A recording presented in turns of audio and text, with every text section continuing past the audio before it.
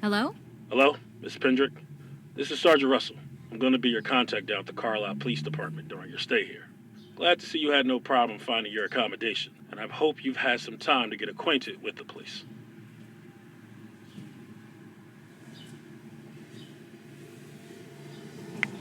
Good to meet you, Sergeant.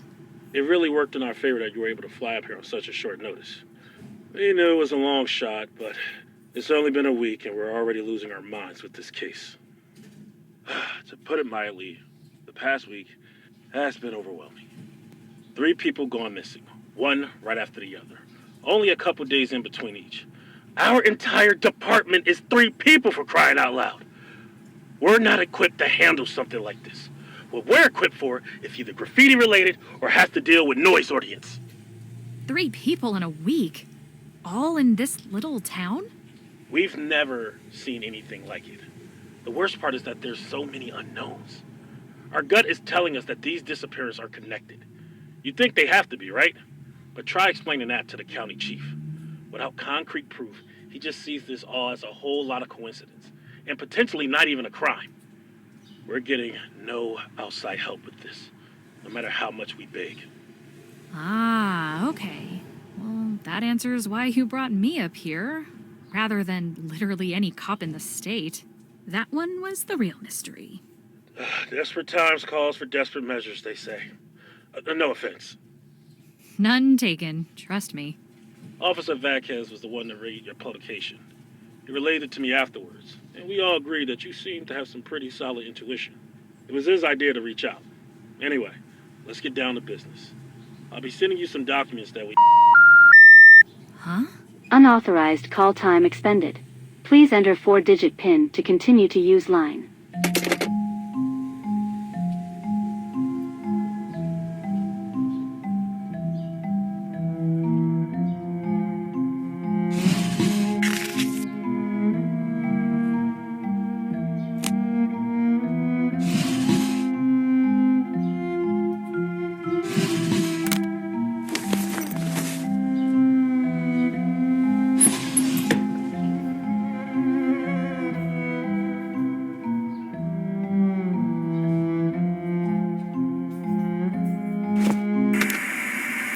I need something for this.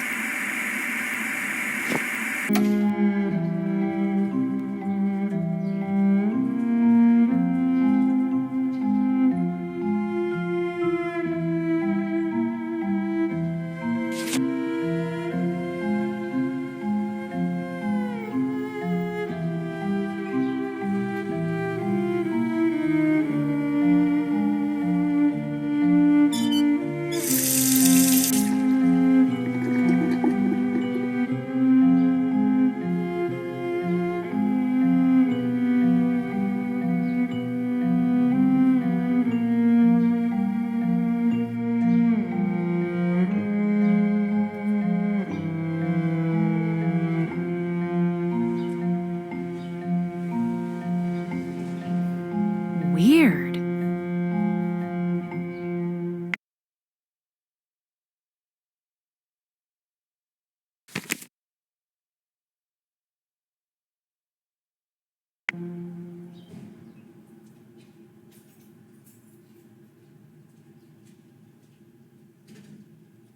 I don't want to sleep now. Unauthorized call time expended. Please enter 4-digit PIN to continue to use line.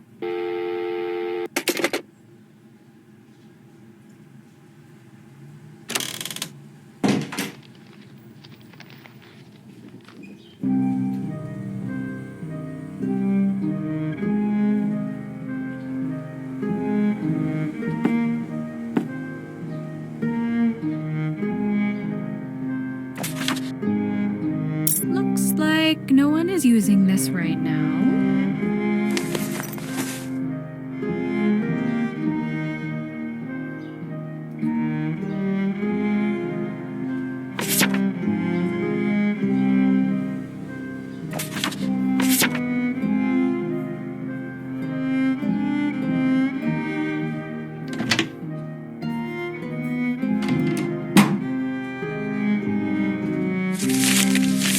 Something about this shopping list honest, is unusual.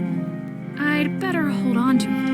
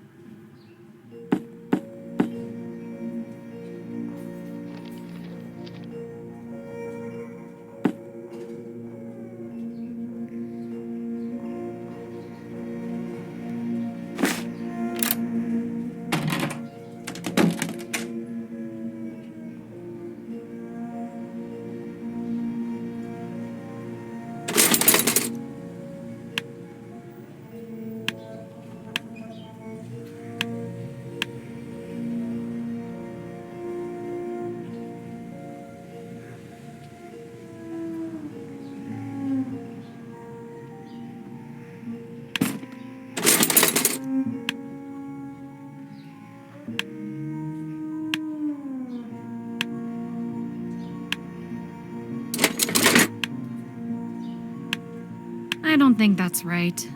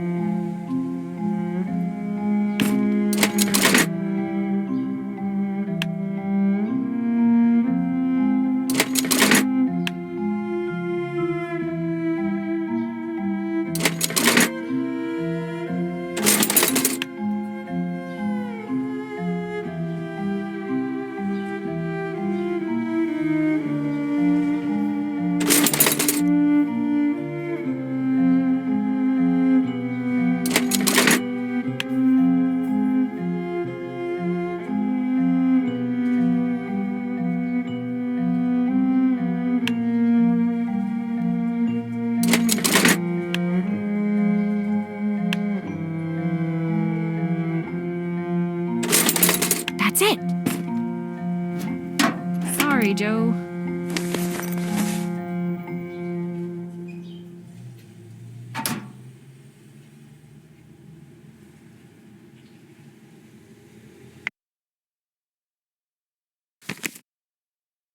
That's not done yet.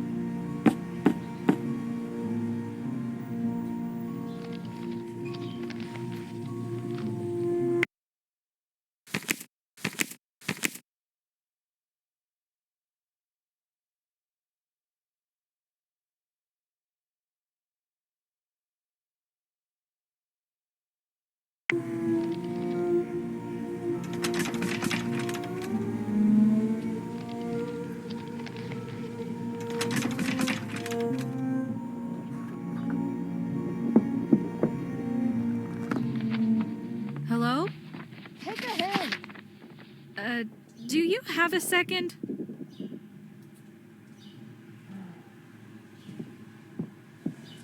Fine. What? Who even are you? Actually, you know what? Don't tell me. You've already wasted enough of my time. I'm really sorry to bother you. I just have one quick question. Then I'll get out of your hair. Well, spit it out. What do you want? I just moved into the room next door, My condolences. To both me and you. and I was kicked off the landline. It's asking for some kind of pin to activate it again. If I tell you how that thing works, can we agree that this door is now permanently off limits? You don't need to ask me twice. Now you're getting me. The phone code is 9, followed by your room number.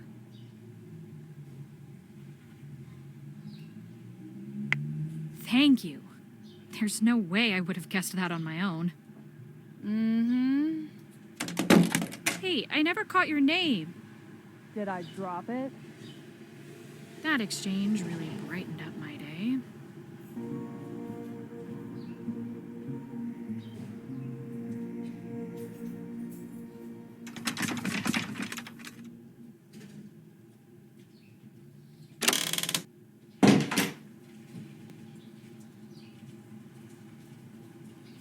Unauthorized call time expended. Please enter 4-digit PIN to continue to use line. Caller authorized.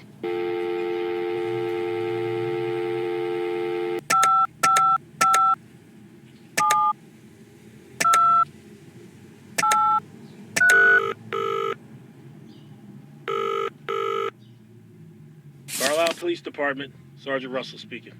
Hi, Sergeant. It's Penelope again. Penelope! We got a guy here who bet you were already hightailing it back to Virginia. Zimmerman, you owe me 20. Not quite yet, although I'll probably end up questioning that decision. Sorry about that, by the way. Getting cut off like that. The landline here is a little funky. You're back, and that's all that matters. Now, what had I been saying?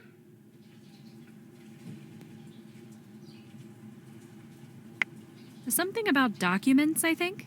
Yes, right. Missing person reports we have filled out for the individuals. I'll be sending you some copies soon, so look out for that. These 3 people that went missing, what can you tell me about them? The first call we received concerned Mr. Gerald Cook. He's an older gentleman, late 60s, who owns a bookstore on Main Street. The second, more concerning call was from Mrs. Eileen Davies, in reference to her son, Terrence. The boy had apparently not come home after school that day. He's only 15, which has really started to raise some red flags.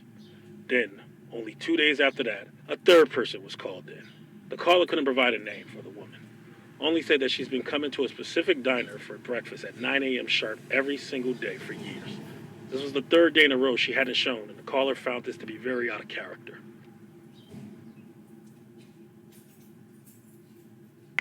Can you tell me more about Gerald Cook? Never met the man personally, but I had heard his name prior to all this.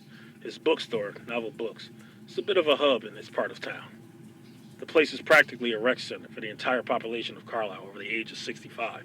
In fact, it was one of those old-timers that made the call at the crack of dawn to tell us that Gerald had to open up shop as usual. It was nowhere to be found.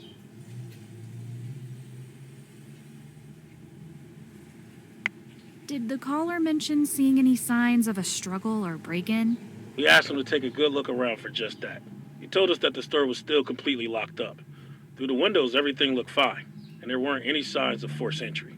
That day, we went out and interviewed maybe 20 or so people, and Vasquez canvassed the place once we got inside. Nothing. The place was pristine. Cash register locked. Interviewees all giving the same story.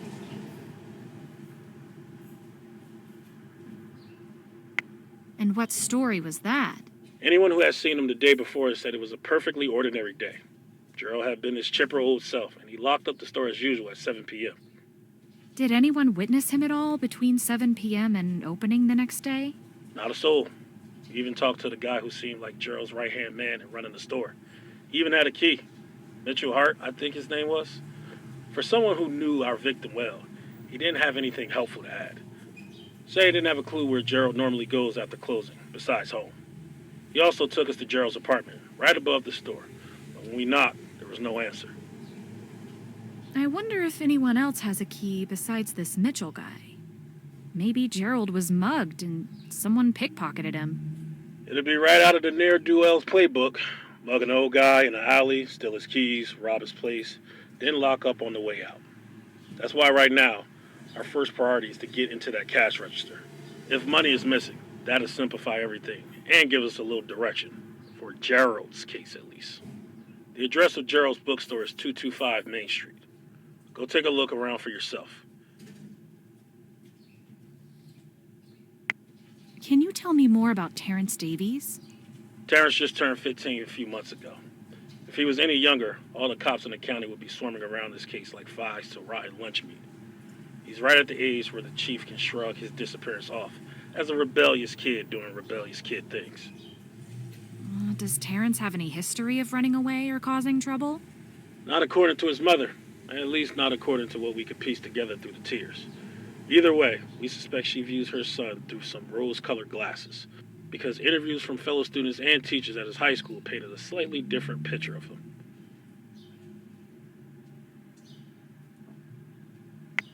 Does he get into trouble at school? It sounds like he's mellowed out some now that he started high school. He holds quite the impressive record for previous years, but his current teachers just described him as some disruptive class clown type, not some menace to society. What exactly has he done? You name it. He had a rebellious streak in middle school according to the school documents, suspended multiple times, never hurt anyone or anything like that, but played hooky a lot. Pulled the fire alarm once and also called a fake bomb threat in as a joke in the 7th grade. Okay, then. I can kinda see where the chief is coming from. But even if Terrence is just falling back into old habits, we still need to track him down for his mother's sanity. And by extension, ours.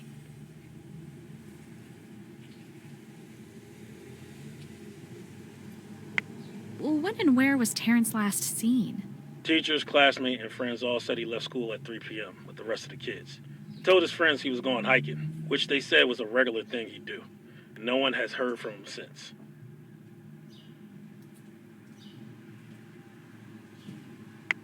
Did anyone say where he normally hikes? No, there are hundreds of trails around this area, not to mention the woods and cliffs. He could have gone anywhere that day. What's his family life like? It's just him and Mrs. Davies. No siblings, no father in the picture. Explains why she's so attached.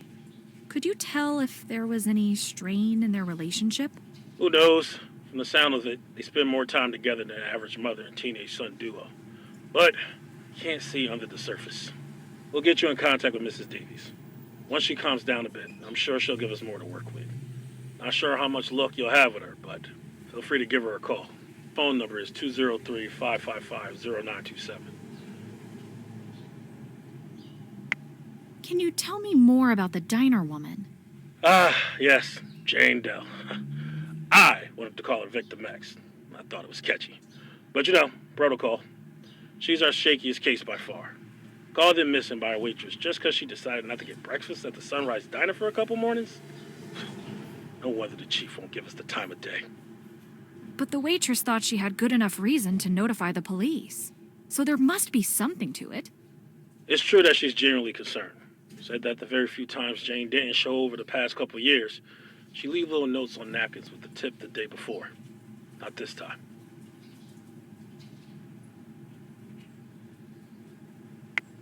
She really ate at the same diner every single day for years?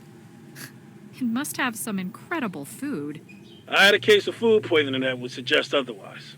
I guess that she went there for the company, but our caller said that she was the quietest woman she'd ever met. Over those years, none of the diner workers could even get a first name out of her.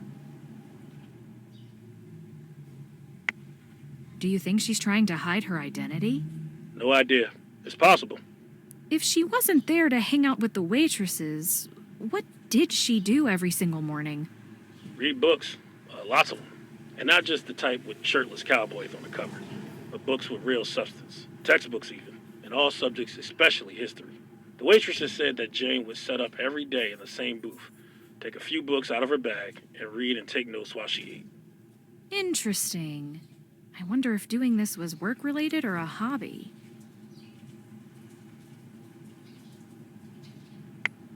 What did you investigate, and who did you interview in regards to Jane? What can we investigate? No one knows her name, address, place of work, family, acquaintances. We examined her favorite booth at the diner and interviewed everyone who works there. All we know is that she's been coming there for roughly 3 years, is quiet, reads a lot, and has tried everything on the menu. None of the workers said she was acting differently the last day she was seen? No one was paying enough attention to remember. But one of the waitresses did hold on to what's currently our shred of evidence, a napkin with some chicken scratch. She was planning to return it to Jane the next day, but you know how that story ends. Did she frequent any other locations besides the diner? My only guess would be a library. Owning all those books would cost an arm and a leg.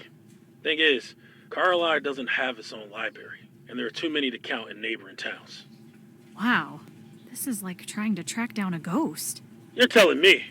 All I can say is keep an eye open while you're investigating the other two. That's the best we can do right now. I'll send the napkin along with the other documents. So, Penelope, now that you know more about what we're dealing with here, what's going on through your head?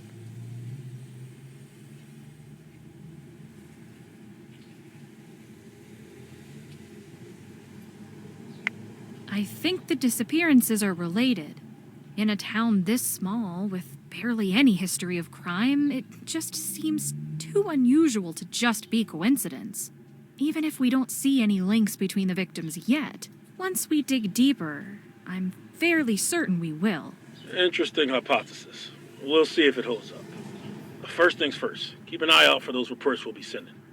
Thanks, Sergeant. I guess it's time for me to get out there and start playing detective. Good luck. Call us anytime. And thanks again for coming up here. Having a new nose around to sniff out leads might be exactly what we need.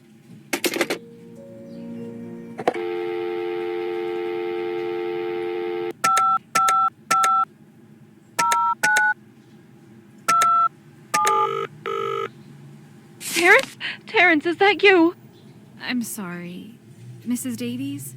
Oh, yes, this is she. My name is Penelope Pendrick.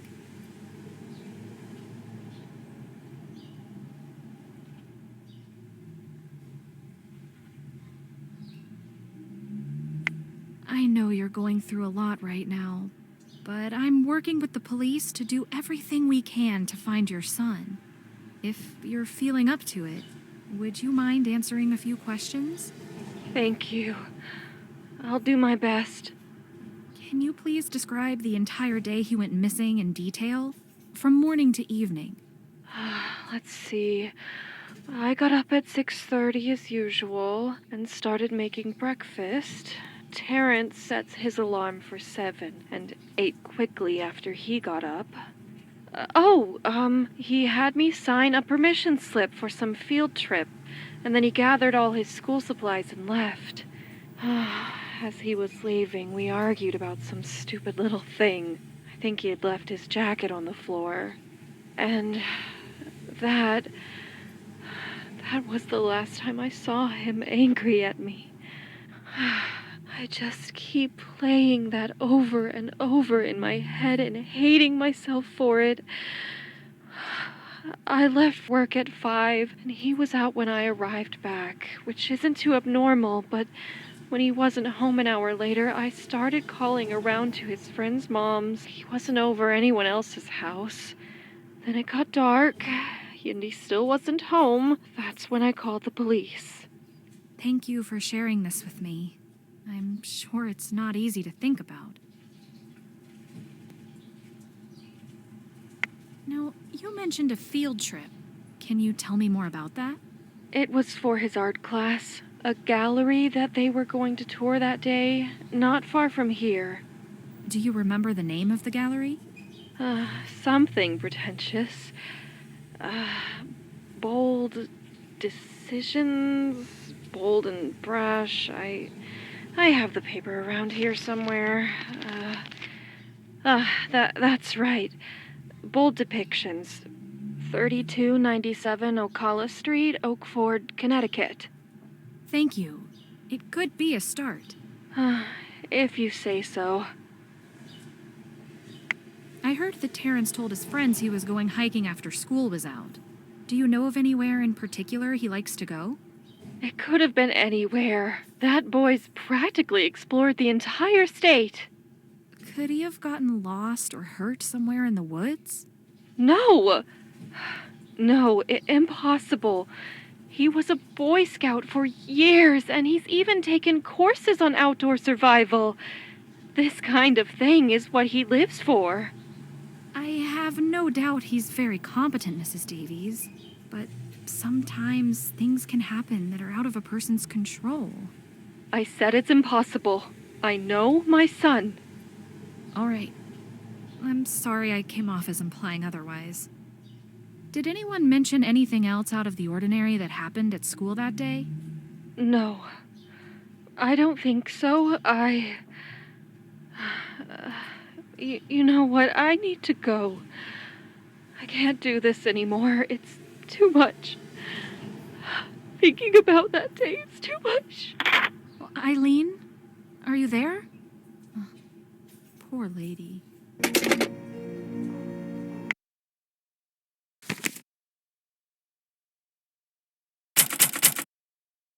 That's not done yet.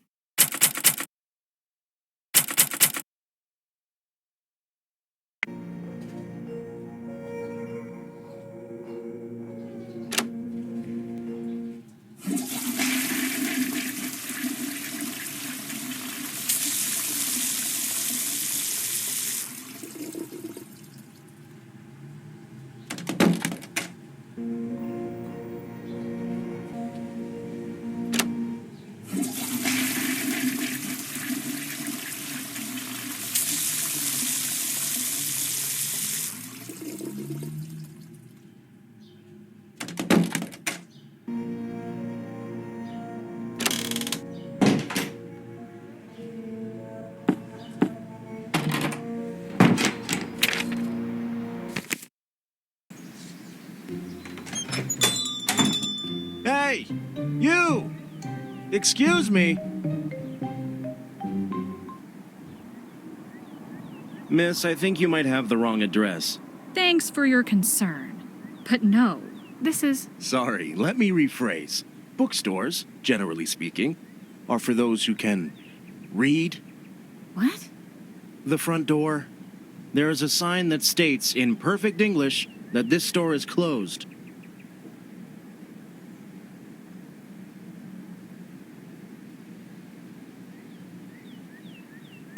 I know. I actually have special permission to be here. Special permission, huh? Is that what the kids call trespassing these days? I've been sent by the police concerning the disappearance of Gerald Cook. My name is Penelope Pendrick. And you are? I apologize for doubting your ethics and literacy. The name's Mitchell. Under usual circumstances, I helped Gerald run novel books, but now I'm useless. Mitchell Hart. The sergeant mentioned you to me.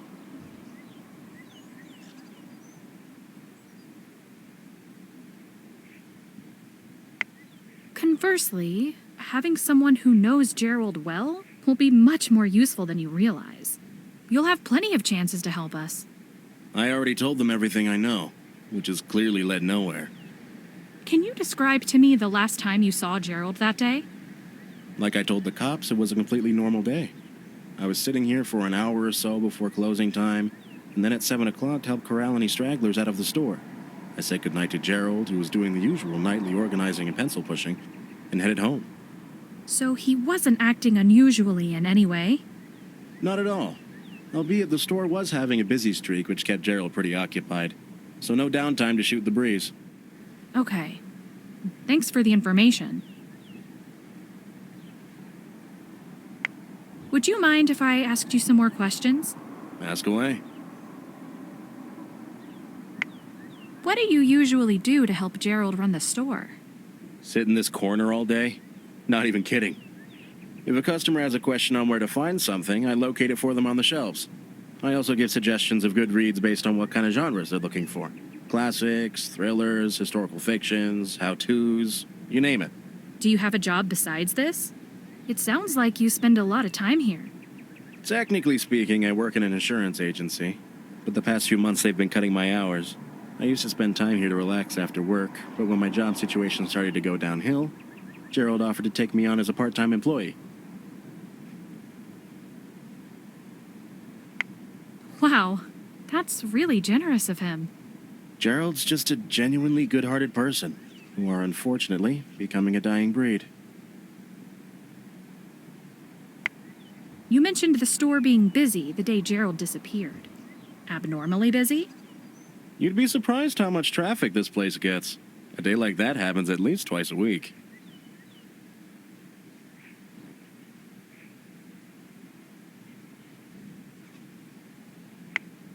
Gerald sounds like a real business mastermind running such a successful little mom-and-pop shop.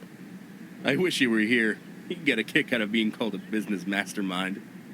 He's not a businessman at heart, but he's got a way of making everyone feel like family. It's like he runs a community center, not a bookstore. Has Gerald ever gone on a spontaneous vacation or trip? The man is the antithesis of spontaneity. I've known him around 5 years, and he's never left the store out of the blue like this. The day Gerald went missing, what did you do that evening after you went home at 7 p.m.? Probably thawed some frozen dinner and watched TV. The new episode of Crypt Diggers would have been on at 8, and then I normally go to bed at 11. Would it be okay if I took a look around? Go right ahead. The cop here only did a quick walkthrough. Didn't seem very thorough.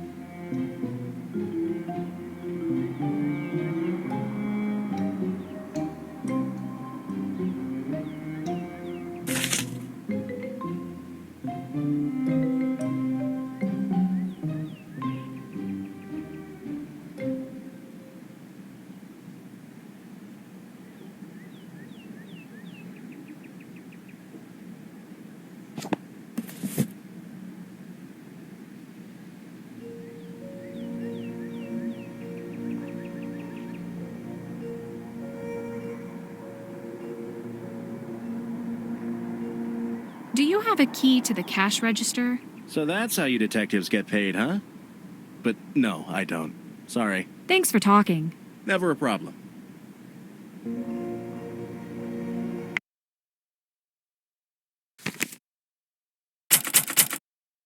That's not done yet.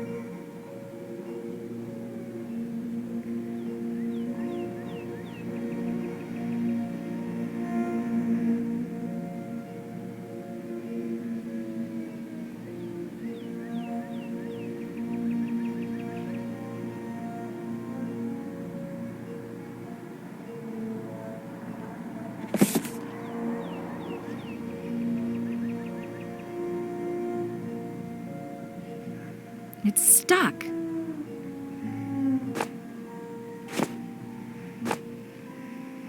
The can is missing something.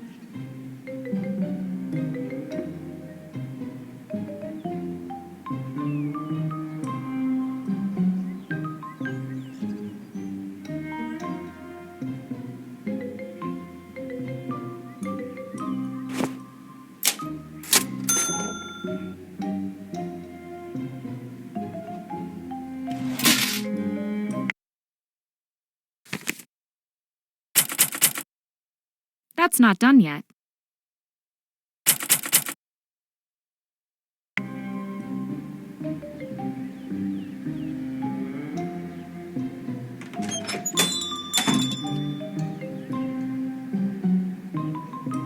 Everything okay?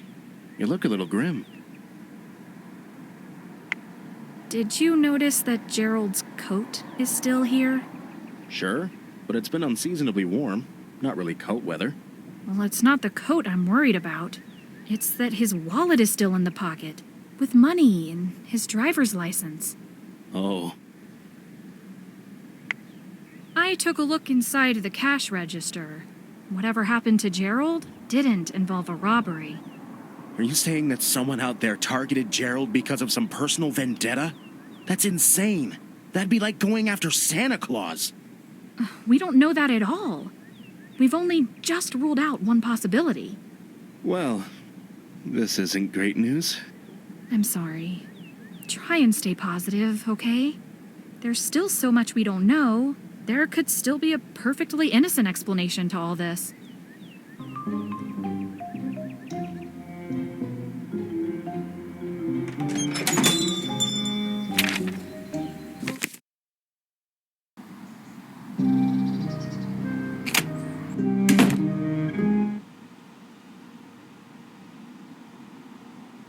Welcome to Bold Depictions, miss.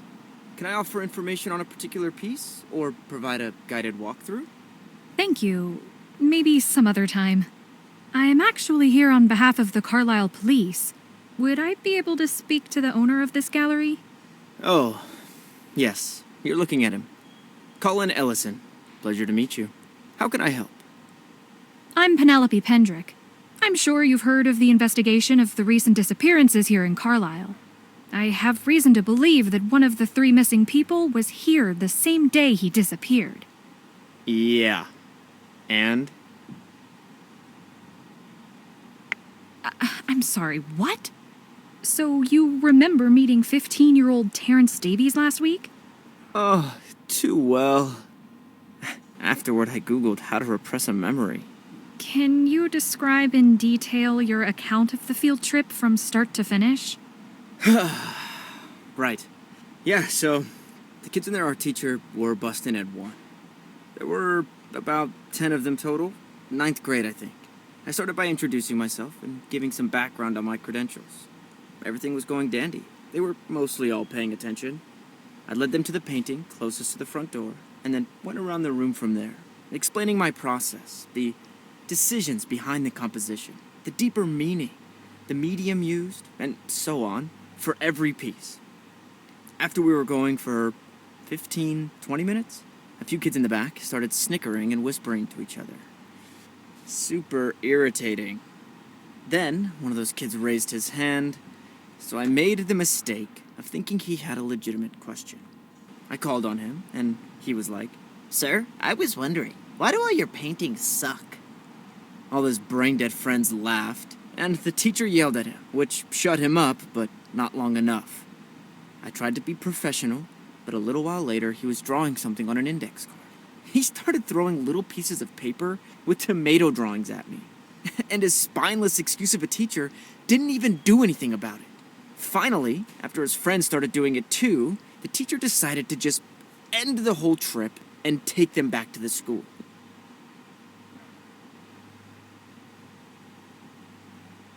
Wow.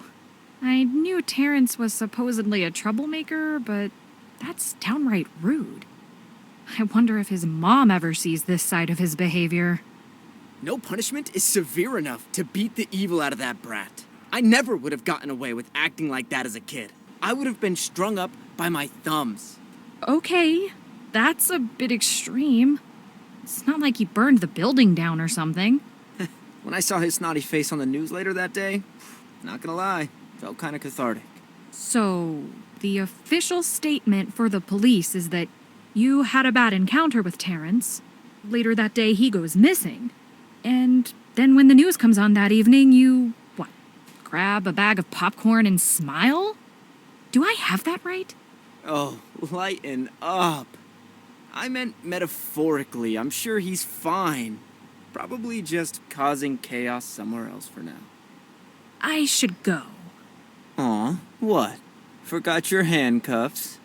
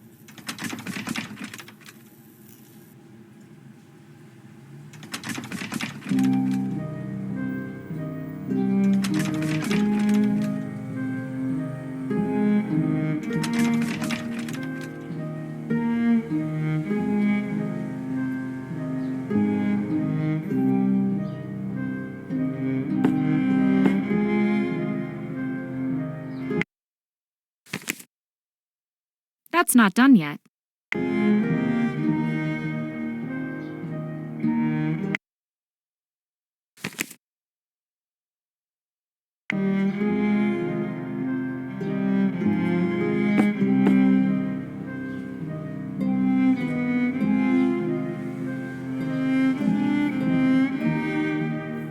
This could come in handy.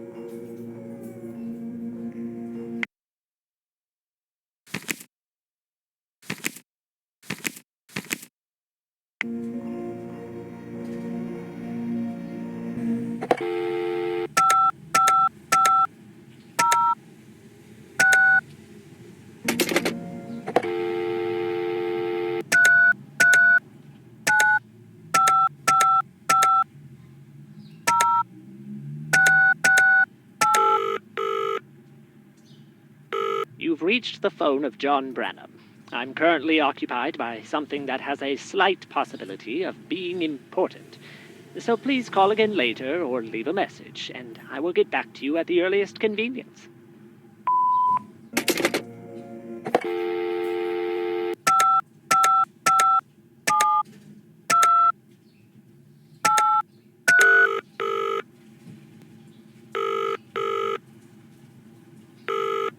Carlisle Police Department, Sergeant Russell speaking. I opened the novel book's cash register. It was still full. And to top it off, Gerald's coat and wallet are still in the store. What? Oh, Vasquez! You need your eyes checked. Remind me to assign you to interviews next time. Good work. Whatever happened to Gerald was not premeditated on his end. It's a start. I went to Novel Books and met Mitchell Hart. Great. What are your thoughts? A quaint little store. Certainly doesn't look like a crime scene. As for Mitchell...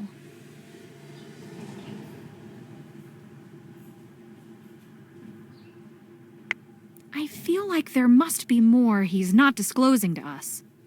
I don't know, I just wonder if there's more to him than meets the eye.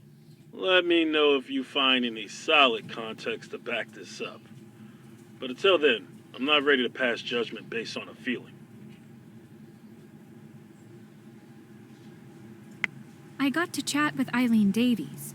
She was only willing to talk for so long, but I did learn that Terrence attended a field trip to an art gallery the day he went missing.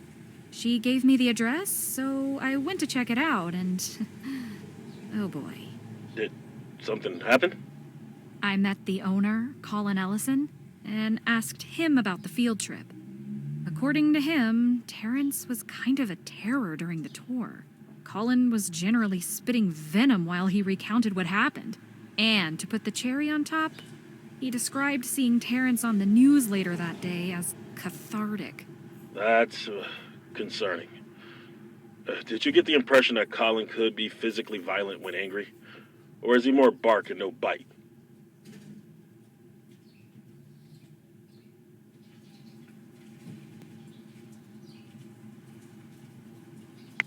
I wouldn't be surprised if he would physically hurt someone who he thinks wronged him. He seems to hold a lot of hate over little things. Either way, keep an eye on him and see if you can find out more. Thanks for talking. Keep us updated.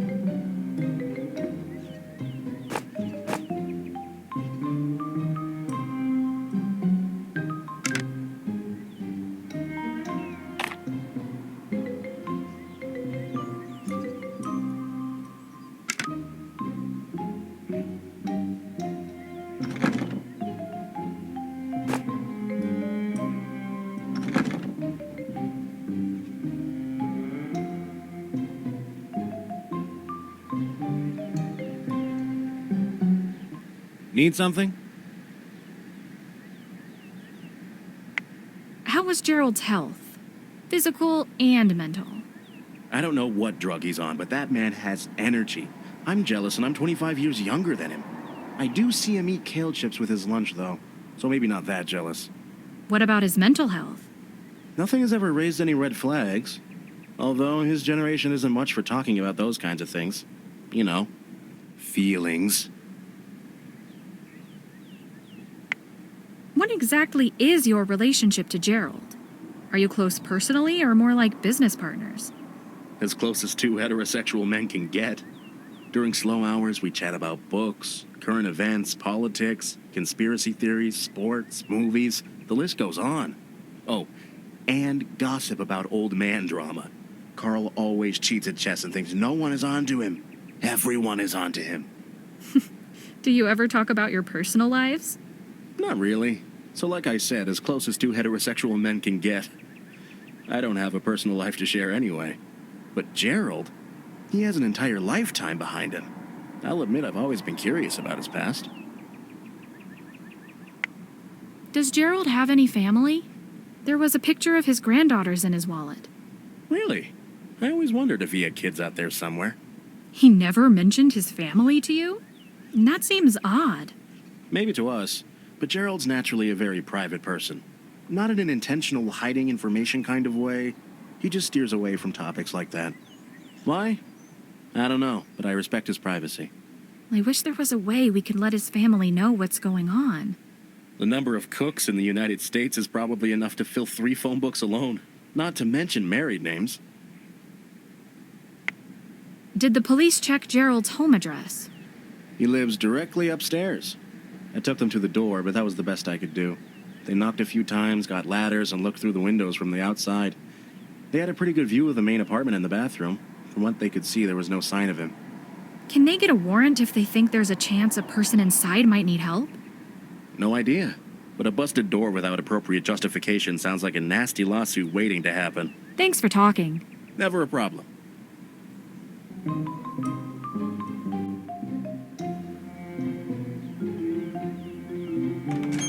I know it's early, but I could really go for some sleep. I'll get back to work tomorrow.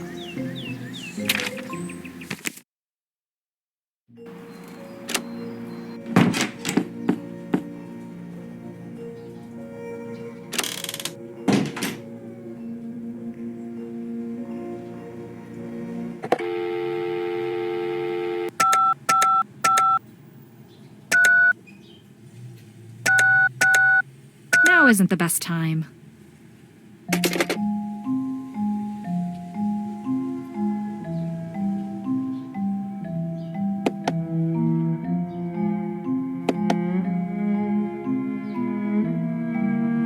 If I want to set the alarm, I need to press the alarm button.